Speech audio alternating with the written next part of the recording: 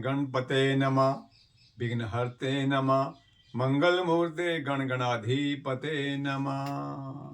प्रणम्य शीर्षा देवं गौरीपुत्र विनायकं भक्तावासं नित्यं कामार्थ सिद्धे। गणेश जी सभी कामनाओं को पूर्ण करने वाले हैं, आदि देव हैं। आदिकाल से इनकी पूजा होती आई है और प्रत्येक मास में इनकी चतुर्थी आती है, जिसको गणेश चतुर्थी बोलते हैं, अर्थात मास का चतुर्थ दिन। तो इस वर्ष भी ये कार्तिक मास में प्रथम नवंबर को बुधवार आ रही है, तो इसको करवा चौथ के नाम से पुकारते हैं। करवा मतलब मिट्टी का पात्र, चौथ चतुर्थी। इसका विशेष मतलब क्यों बन गया? क्योंकि इसका संबंध नारियों से है। तो इसकी कई कथाएं हैं। सर्वप्रथम नारायण भगवान ने ब्रह्मा जी को इसकी कथा बताई। ब्रह्मा जी ने राजा नारद मुनि को और नारद मुनि राजा पृथु को बताई, और भगवान श्री कृष्ण ने सत्यभामा को ये कथा बताई। आदिकाल में राक्षसों और देवताओं का युद्ध हुआ। वहां ब्रह्मा जी ने बताया कि राक्षसों पर विजय पानी है, हे देवताओं। ब्रह्मा विष्णु महेश को बताया, तो आप कार्तिक मास के चतुर्थी का व्रत करें, जो गणेश जी का व्रत है, सभी विघ्नों को हरने वाला है। उसको करने से आपकी अवश्य विजय होगी। तो पुराण में वर्णित है, पद्म पुराण में वर्णित है कि भगवान ब्रह्मा विष्णु महेश ने व्रत किया और कार्तिक स्वामी उनके सेनानायक बने और उन्होंने राक्षसों पर विजय पाई। उस काल से ये व्रत चला रहा है। अब जो ये कार्तिक मास में जो गणेश चतुर्थी आती है, स्त्रियों साथ संबंध है, तो इसके पीछे एक कथा है। एक सुधर्मा नामक ब्राह्मण और राजा थे। उनके 4 बेटे थे, एक कन्या थी वीरावती। सभी प्रसन्नतापूर्वक रहते थे। तो वीरावती का शादी हुई, विवाह हुआ देवव्रत के साथ।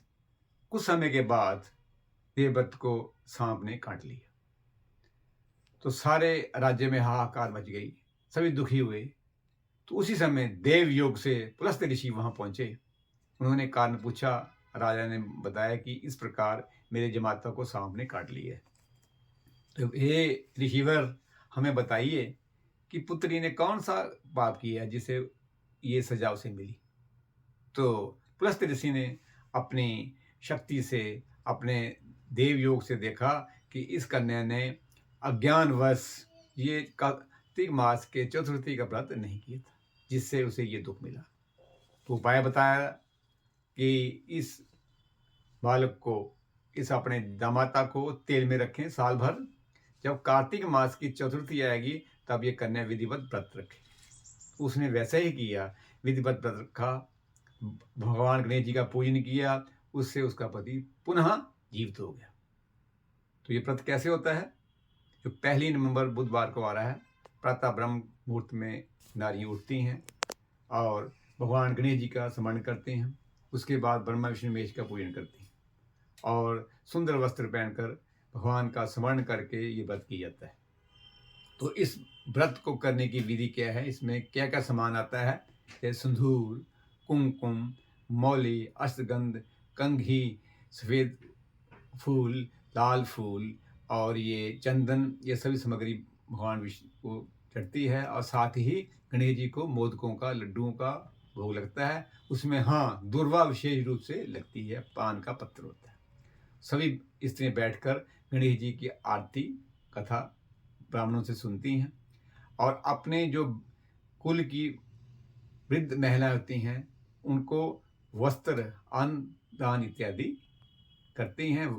और साथ ही कथा के श्रवण के साथ उनका आराधना करके, पूजन करके बाद में ब्राह्मणों को दान देकर उनसे आशीर्वाद प्राप्त करती हैं।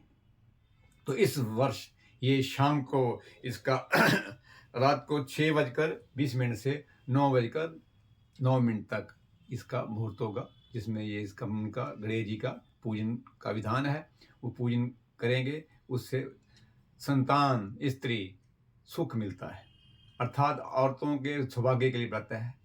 जो दूसरी कन्या हैं वो भी ये व्रत कर सकती हैं, उनको मन वांछित पति मिलता है। जो विद्यार्थी हैं, योगी हैं, उनको भगवान की प्राप्ति होती है। अर्थात जो अध्यात्म में उन्नति चाहते हैं उनको भी गणेश जी ये देते हैं, अर्थात उन पर कृपा करते हैं। भाव ये कि प्रत्येक प्राणी इसको पुरुष, स्त्री, कन्या, विवाहिता और अविवाहित सभी कर सकते हैं, क्योंकि गणेश का व्रत है। तो इस प्रकार ये गणेश चतुर्थी है।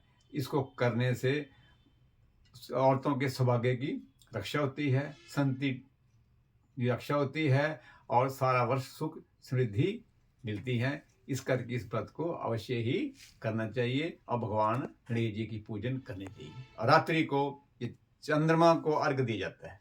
तो चांद जो है अलग अलग जिलों में अलग समय निकलेगा।